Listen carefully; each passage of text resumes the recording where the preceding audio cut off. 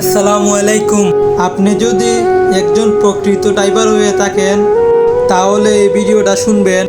যদি মনে হয় আপনার শেয়ার করা দরকার তাহলে শেয়ার এমনভাবে করবেন যাতে সরকারের কাছে গিয়ে পৌঁছায়।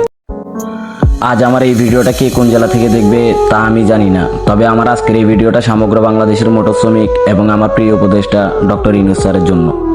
ডক্টর ইউনূস স্যারের উদ্দেশ্যে তিনটা কথা বলতে চাই। আমরা ড্রাইভাররাও এই দেশের নাগরিক, আমরা ড্রাইভার হয়ে খুবই নির্যাতিত, আমরাও একটু স্বাধীনতা চাই। 1. বন্ধ করে দেওয়া হোক পৌরসভা, সিটি কর্পোরেশন, পার্কিং নামক সকল চাঁদাবাজি। 2. বন্ধ করে দেওয়া হোক পুলিশের হাত থেকে আমাদেরকে নির্যাতন করা এবং মুক্ত করে দেওয়া হোক আমাদেরকে মুক্ত আকাশের পাখির মতো। আমরা রাস্তায় ওই মহাসড়কে কোনো একটা সড়ক দুর্ঘটনা কিংবা রাস্তায় আমাদের গাড়িটা আটকে গেলে আমরা পুলিশ থেকে কোনো নিরাপত্তা পাই না, বরঞ্চ তাদের থেকে আমরা হয়রানি ও নির্যাতনের শিকার হচ্ছি প্রতিনিয়ত। 3. আমরা ড্রাইভাররা জেনে শুনে একটা পিঁপড়াও মারি না। যদিও ভাগ্যক্রমে ওই মহাসড়কে একটা সড়ক দুর্ঘটনা ঘটে যায়, তাহলে পাবলিক কেন ড্রাইভারের গায়ে হাত দেয়? যদি পাবলিকই ড্রাইভারের বিচার করবে তাহলে ড্রাইভারদের জন্য আইন কেন করা হয়েছে? যদি কোনো পাবলিক ড্রাইভারের গায়ে হাত দেয় তাহলে তাকে সাথে সাথে আইনের আওতায় আনা হোক। যদি আইনের আওতায় আনা না হয় তাহলে ড্রাইভারদের উপর থেকে উঠিয়ে নেওয়া হোক সকল আইন।